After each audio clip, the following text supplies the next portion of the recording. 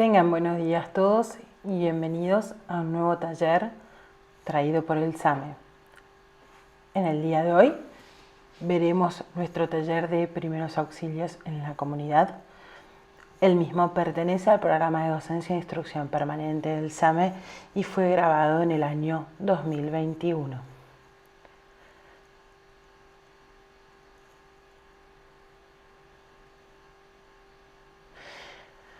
Comenzaremos por definir los primeros auxilios.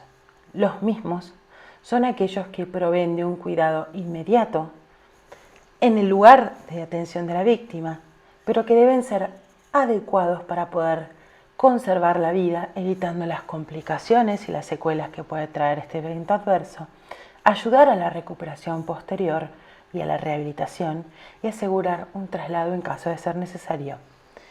Recordemos que los mismos siempre son provisorios, que deberán ser atendidos nuevo en un centro asistencial.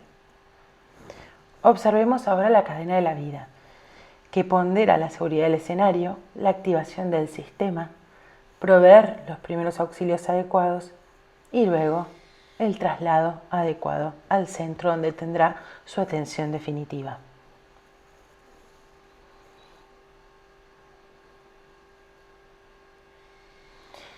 Debemos tener en cuenta siempre la seguridad del escenario, determinando los posibles riesgos y recordando que los mismos serán dinámicos de acuerdo con el accionar y el transcurrir de los eventos.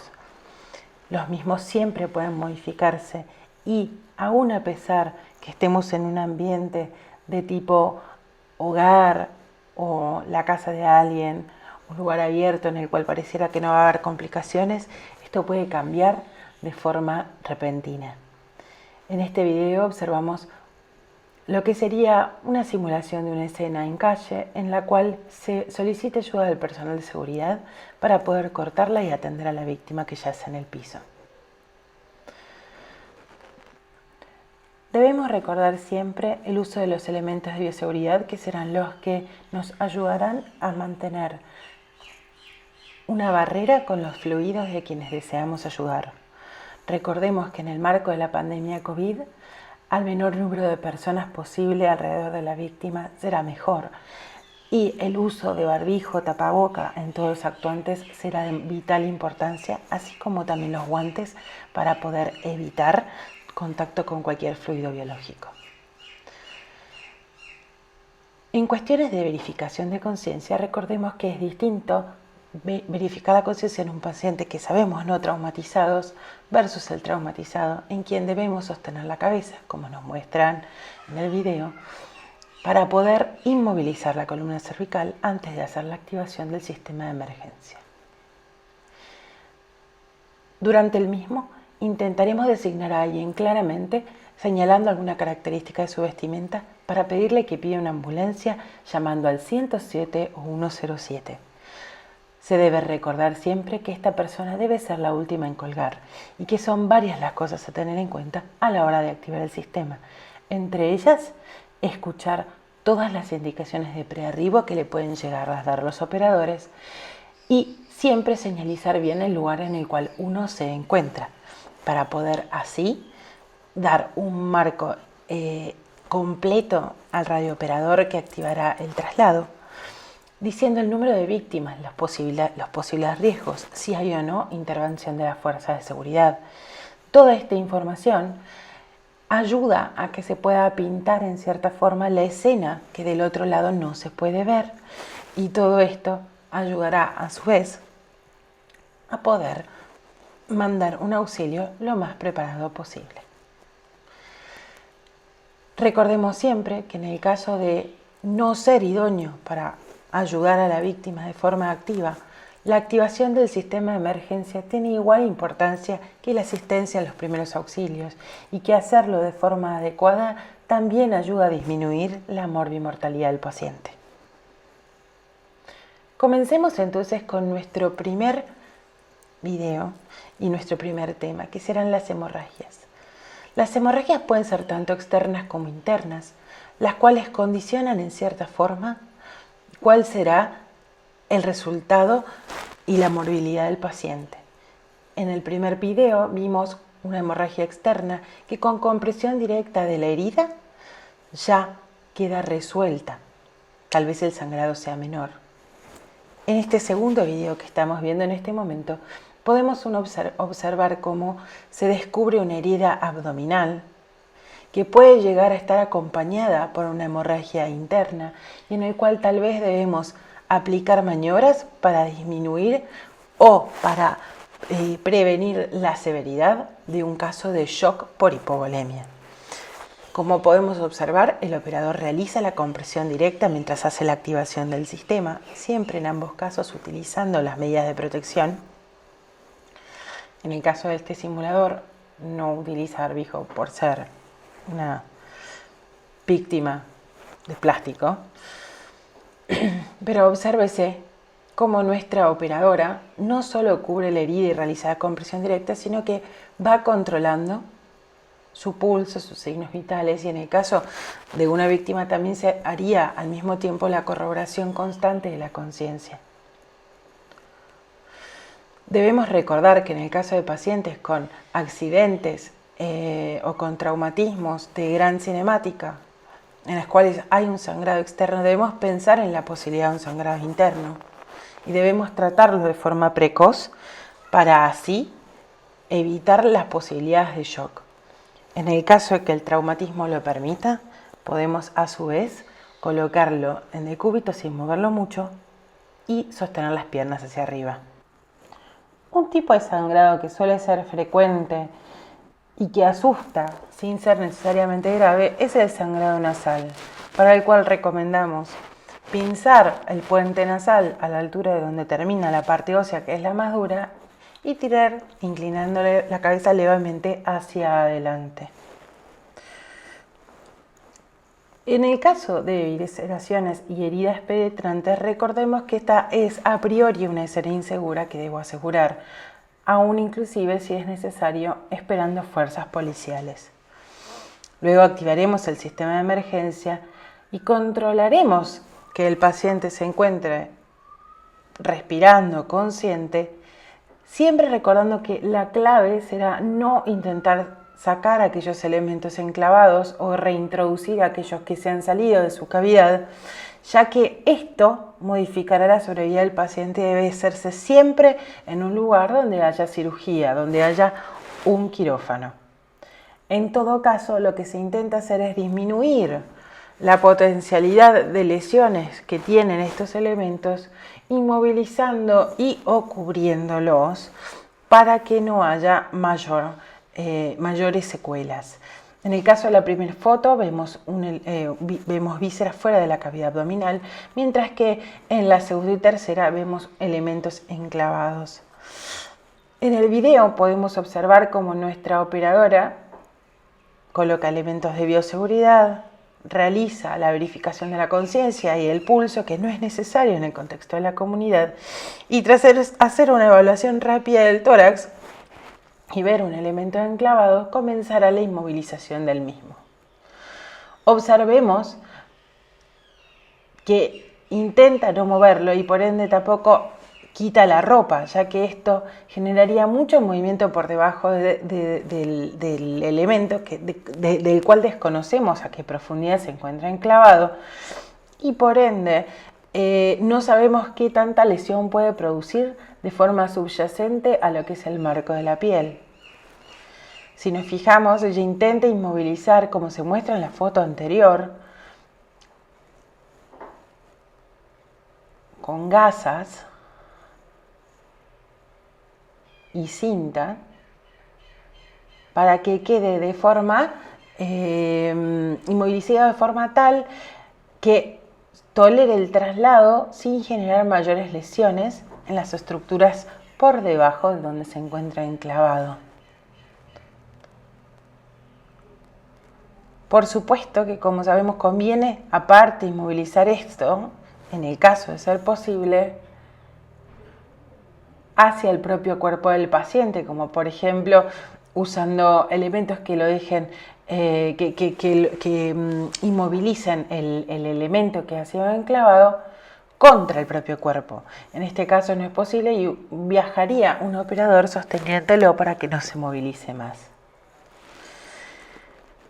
Dentro de las heridas, una de las que tienen mayor morbimortalidad son aquellas que son penetrantes en el tórax, porque genera un mecanismo valvular en el cual cuando se ventila va ingresando el aire que uno ventila hacia la lesión, que es el neumotórax, y que para que el mismo no haga el ingreso del aire, no solo por la vía aérea, sino que también por el agujero de la lesión penetrante, la lesión debe ser cubierta con algo impermeable, como por ejemplo un film, un nylon, una bolsa, generando una pequeña válvula que permite el escape del aire con cada ventilación, sin permitir que ingrese por el agujero el aire justamente con cada ventilación que ejerza la víctima. Esto al ventilar queda pegado, no permitiendo el paso del aire, y por este espacio libre que mostró nuestro operador aquí, liberará el aire con cada exhalación del paciente, volviendo un neumotórax que era hipertensivo en normotensivo. Pensemos un poco en los traumatismos dentales. La mayor parte de estos no serán de gravedad, salvo que los dientes que han sido perdidos sean aspirados. Sin embargo, debemos recordar que hay un sitio sangrante donde se ha eliminado el diente y por ende debemos comprimir la encía con gasa. Y este diente deberá ser resguardado de forma adecuada poniéndolo, por ejemplo, en un pocillo de leche y realizando luego la consulta odontológica en los lugares apropiados. Dentro del marco de la Ciudad Autónoma de Buenos Aires, nosotros tenemos el Hospital Dueñas, en Caballito, el Ramón Carrillo, a la vuelta del Hospital Rivadavia sobre Sánchez de Bustamante, y por supuesto la Facultad de Odontología. En este caso se hará una evaluación minuciosa de donde se ha perdido el diente y se verá si es necesaria, si es posible y si es factible y recomendable hacer nuevamente su recolocación. En todo caso, siempre recomendamos que estos pacientes sean evaluados y que sus dientes sean resguardados de forma adecuada en algo que mantenga el mismo pH que la saliva.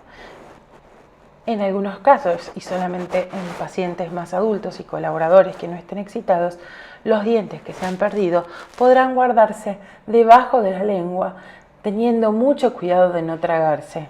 No recomendamos esto, en cambio, en niños. En lo mismo se debe recordar que al encontrar a la víctima es muy importante poder sostener la cabeza para inmovilizar la parte cervical. En caso de las fracturas debemos hablar de fracturas que son cerradas y las expuestas, siendo estas segundas muchísimo más llamativas.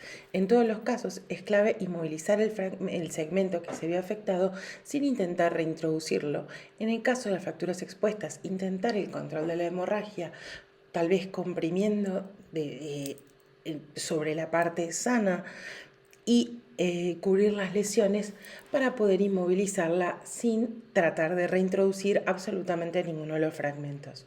En todos los casos, evitar movimientos bruscos hará que el tratamiento del dolor ya sea instaurado, así sea solamente por la inmovilización, que será el primer recurso de la analgesia en estos casos. Debemos recordar que todo fragmento óseo que se rompe actúa casi como un cuchillo y si uno intenta reintroducirlo, romperá las mismas estructuras que rompió al salirse y por ende es clave que nadie intente reducir la fractura de forma manual fuera del sistema asistencial, fuera del centro asistencial, ya que esto solamente podrá producir lesiones vasculares y nerviosas muchísimo más severas que si simplemente dejáramos que la víctima se inmovilizara de forma sola, sin ninguna intervención.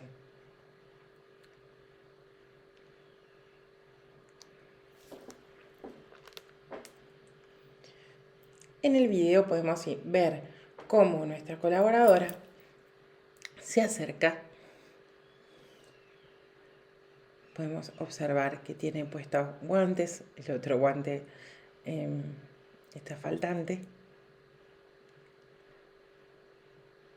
Recuerden que siempre usamos medidas de bioseguridad, aún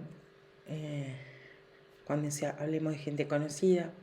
Nuestra colaboradora intentará una inmovilización utilizando los elementos que encuentre a mano. En este caso ella está utilizando una revista para usar de cabestrillo y una venda que luego colocará en apoyo. En este momento está colocando una cinta en este cabestrillo casero que está utilizando. Allí tiene la venda que utilizará para poner alrededor de la cabeza del paciente y así lograr su inmovilización.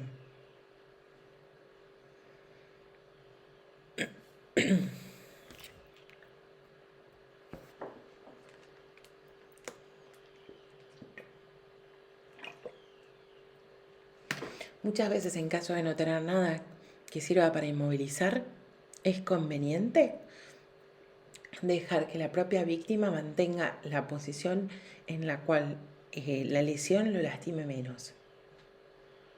Porque esto implica que no hay movimiento entre las dos partes óseas, no hay fricción entre ellas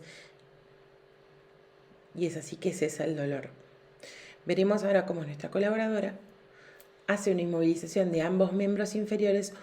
El herido, que es en este caso el que tiene el pie apuntando hacia afuera, sería la pierna izquierda, el herido sobre el sano, en este caso miembro inferior izquierdo y miembro inferior derecho, que sería el sano, y con una pierna se inmoviliza la otra.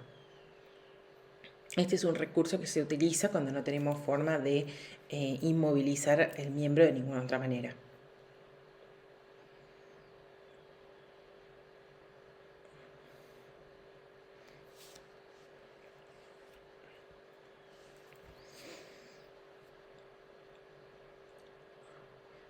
Si vemos las dos vendas, asumimos que en alguna parte entre esos dos puntos de la venda es donde se encuentra la lesión. Recordemos que siempre inmovilizamos por arriba y por abajo y nunca sobre la misma lesión a riesgo de reintroducción. En el caso de las amputaciones debemos recordar que muchas veces la amputación, el miembro amputado llama mucho la atención, pero no es eso sobre lo que debemos ir, sino que sobre la lesión primaria, que es la que se encuentra sangrando y que debemos hacer una compresión de forma directa para que deje de sangrar. Después de eso, el miembro amputado podrá ser envuelto en una tela limpia, lo más limpia posible, para que conserve una temperatura que no se enfríe mucho, eso en una bolsa plástica hermética y bien cerrada, y eso dentro de otra bolsa con agua y hielo seco, y hielo por la mitad. No se debe utilizar hielo seco porque eso necrosa las estructuras que intentamos conservar, y esta bolsa en la cual se encuentra este miembro amputado, bien envuelto y sin contacto con el agua ni con otros elementos, debe trasladarse junto con la víctima, como podemos observar ahora que lo prepara nuestra colaboradora. El pie de plástico del simulador es lo que simula ser la pérdida traumática en este caso.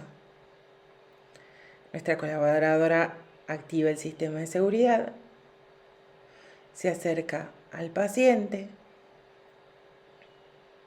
realiza la compresión directa, como hemos hablado, sobre la herida para que la misma deje de sangrar. Recordamos que es la parte más importante del tratamiento de la víctima y no necesariamente la conservación de ese pie que tanto llama la atención debe ser aquello en lo que pongamos énfasis, sino que en conservar la vida del paciente que se encuentra en este momento sangrando, recordando que las amputaciones traumáticas tienden a ser muy sangrantes y por ende de gran morbimortalidad. En este caso hace un vendaje compresivo. Recordemos que no se utilizan torniquetes, salvo que tengamos el kit específico para la realización del mismo, ya que por debajo de la línea del torniquete es por donde ocurre la necrosis de los tejidos y que sobre un tejido necrosado no podrá haber reimplantación posible. Esto mismo es válido para todas las hemorragias. Ahí vemos cómo envuelve en una tela seca y limpia el miembro amputado. Lo está envolviendo en una venda. Lo coloca en una bolsa. Recordemos que esa bolsa debe estar cerrada de forma hermética, no puede estar en contacto con el agua. Y esa bolsa irá dentro de una nueva segunda bolsa, que será donde se colocará el agua y el hielo. En caso de no haber agua y hielo, no pasa nada, lo colocaremos dentro de las dos bolsas y con eso el paciente será trasladado. Con respecto a las quemaduras, recordemos que lo más importante es saber que la piel es un órgano de gran importancia, gran superficie, que modera muchas cosas y que lo más importante será remover a la víctima de la fuente de calor. A partir de ahí, se lavará con agua fría de la canilla, no más frío que eso, ni con hielo, el área lesionada, y que eso proveerá la primera analgesia. A partir de ahí, nosotros recomendamos no indicar ninguna crema, ungüento, ni remedio casero, ni romper las ampollas, sino que cubrir con algún paño limpio y trasladar al centro asistencial más cercano. Recomendamos no trasladar necesariamente a hospitales específicos de quemados, como por ejemplo el Instituto de Quemados, ya que estos, al ser especializados en grandes lesiones, pueden demorar en la atención de algunas quemaduras banales, pero por sobre todas las cosas estaríamos usando un recurso no necesariamente que deba ser usado en este caso, sino que estaríamos saturando un sistema que requiere de una derivación específica. Sin embargo, sí recomendamos que aquellas quemaduras oculares sean enviadas a centros especializados, que es el único lugar donde podrán resolverlas de entrada. Y entre estos, nosotros tenemos en la Ciudad Autónoma de Buenos Aires el Hospital Pedro de la Iglesia y el Santa Lucía, ambos oftalmológicos de especialización. En el video vemos como nuestra colaboradora coloca el miembro quemado del niño, indicado por el eritema de la zona enrojecida de la piel, debajo del agua, y permanece allí hasta que baje el eritema o impresione que ha bajado el dolor de la zona.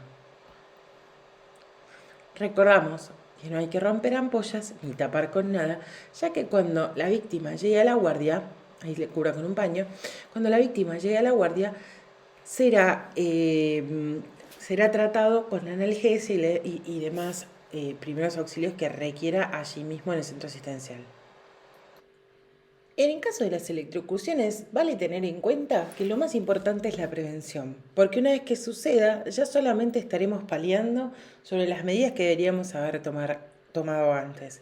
Entonces, lo primero y más importante, asegurar la escena e interrumpir la corriente eléctrica. No hay forma de rescatar a una víctima sin haber interrumpido la corriente que sea segura.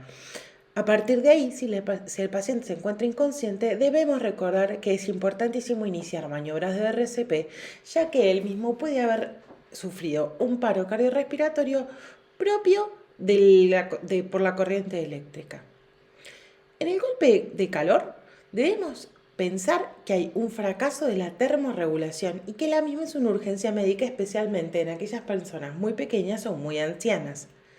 Sería importante vigilar que el paciente se encuentre consciente, obviamente activar el sistema de emergencia y alejarlo de la fuente de calor para ir hidratándolo en caso de que su estado de conciencia lo permita y enfriando de a poco, poniendo paños fríos en un lugar, poniendo paños fríos en ingles, a nivel cervical, en axilas, en frente y en la nuca, en un lugar que esté climatizado como para estar más fresco.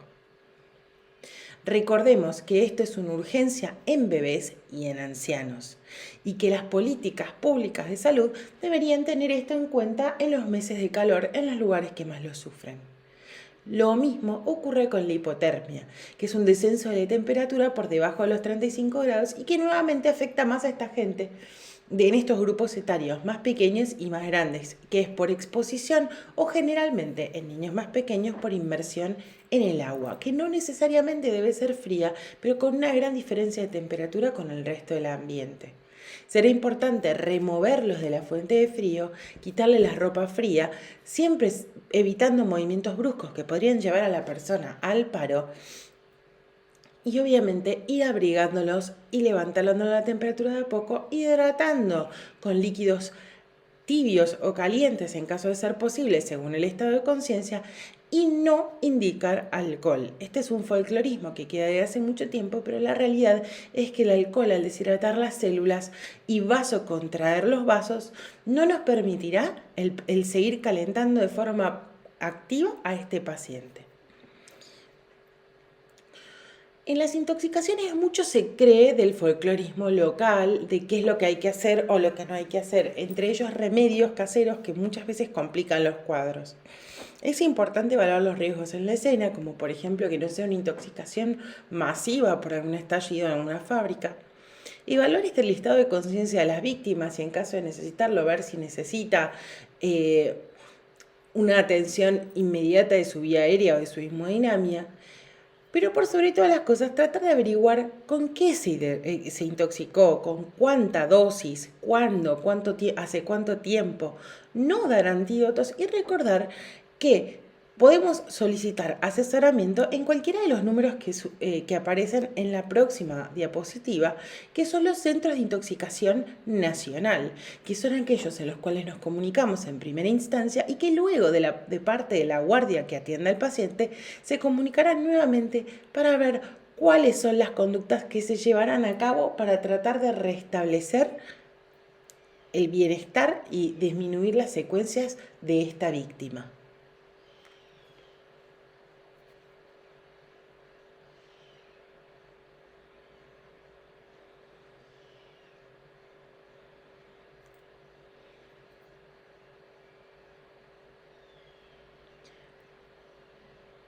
Pueden sacar una captura de pantalla para obtener los números de los centros nacionales de intoxicaciones, como el del Hospital Posadas, el Fernández, el Gutiérrez y el Elizalde.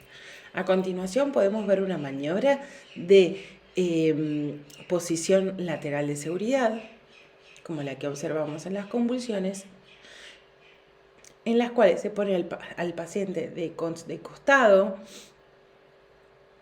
En caso de que haya vómitos, esto ayudaría a que no se aspire con el contenido gástrico.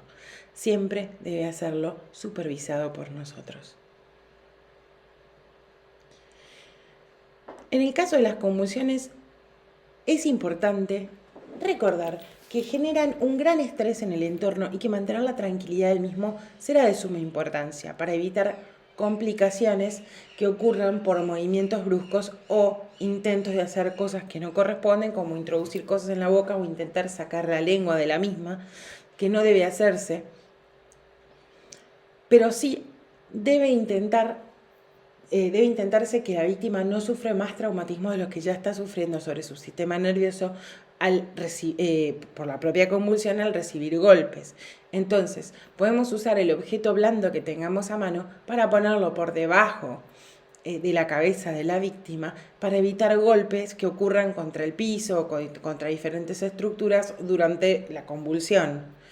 Al finalizarlo, podremos utilizar nuevamente la posición lateral de seguridad que permitirá que las estructuras relajadas, como por ejemplo la lengua, caiga de costado y no caiga sobre la vía aérea, lo cual permitirá una mejor ventilación y a su vez, en caso de haber acumulación de secreciones dentro de lo que es la boca, estas secreciones no terminarán siendo aspiradas hacia la parte de la vía aérea, generando complicaciones del tipo respiratorio, como por ejemplo una neumonía aspirativa.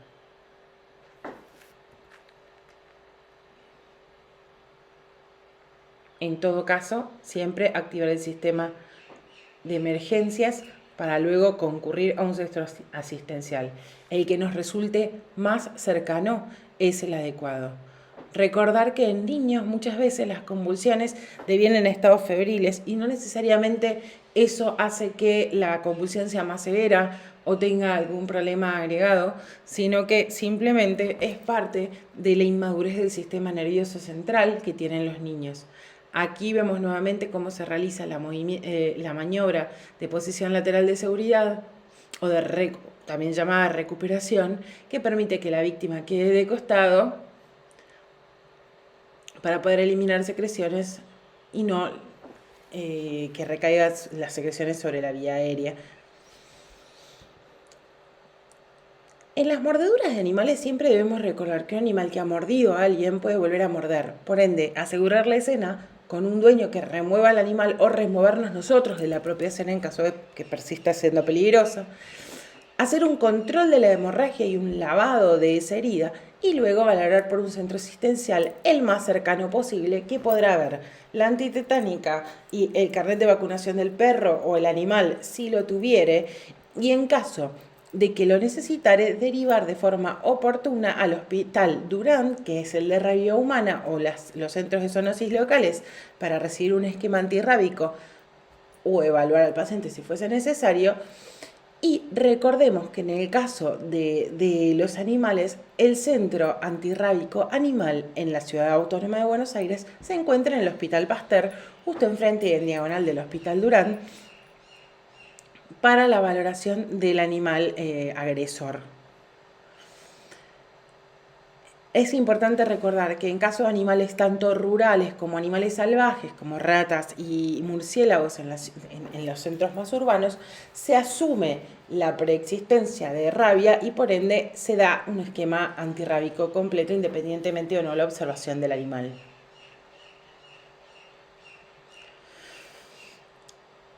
Dentro de lo que son las picaduras de insectos, las más comunes en nuestro país suelen ser en general no ponzoñosas y son más por insectos de tipo mosquito. Sin embargo, debemos recordar que la picadura de la abeja mielífera deja insertado en la piel un aguijón que se encuentra conectado a una glándula que a medida que va contrayéndose va inyectando el veneno. Y es por ello que es importantísimo recordar no intentar su extracción mediante pinzas, ya que esto inyecta el veneno de forma automática y muy rápidamente, lo cual en el caso de un paciente con una preexistencia de una alergia a las picaduras de abejas complica muchísimo más el cuadro. Por ende, la misma debería realizarse de otra manera, como se verá en el siguiente video, por raspado, que hará que el aguijón o salga o se corte y luego podrá, al ser separado de esa glándula, ser extraído de otra manera para luego hacer un lavado con agua y jabón de esa herida y en caso de ser necesario una consulta con el centro asistencial, que recomendamos en todos los casos de los pacientes alérgicos. Recordemos también que dentro de las áreas de tanto de nuestra ciudad como de nuestro país, existen animales ponzoñosos y que en caso de ser así, recomendamos realizar la consulta al centro asistencial más cercano, habiendo sacado una foto en caso de no animarnos a matar el animal y llevarlo. En el video veremos cómo nuestra colaboradora usa una tarjeta para poder extraer el aguijón. El aguijón se ve representado por ese alambre turquesa. Luego se indica el lavado de la zona. A la hora de armar un botiquín de primeros auxilios debemos recordar que el mismo debe ser simple para no confundir en momentos de estrés y debe ser guardado lejos del alcance de los niños en un lugar que esté fresco, limpio, aireado para no humedecerse y no deteriorarse rápidamente. Siempre el mismo debe ser valorado cada 6 meses como para ver que nada se haya vencido. Nosotros recomendamos tener en el mismo gasa, antiséptico, el que ustedes elijan, agua y jabón y en caso de ser necesario, apósitos. Puede usarse también alguna tijera, alguna venda y aquellos medicamentos que requieran sí o sí utilizar. Siempre decidimos decir que recomendamos que no se tenga mucha medicación para así evitar la automedicación de las víctimas.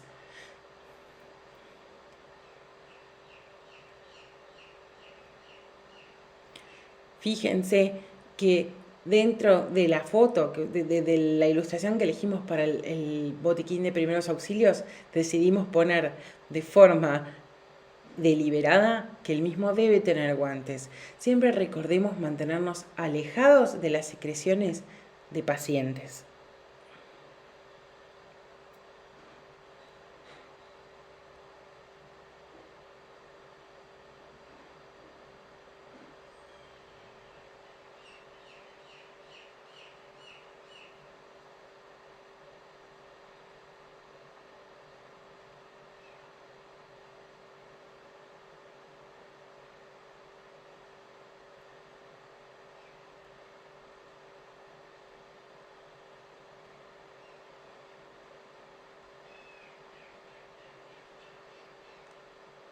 Como cuarto eslabón en nuestro tratamiento y ayuda a las víctimas, debemos hacer un traslado oportuno.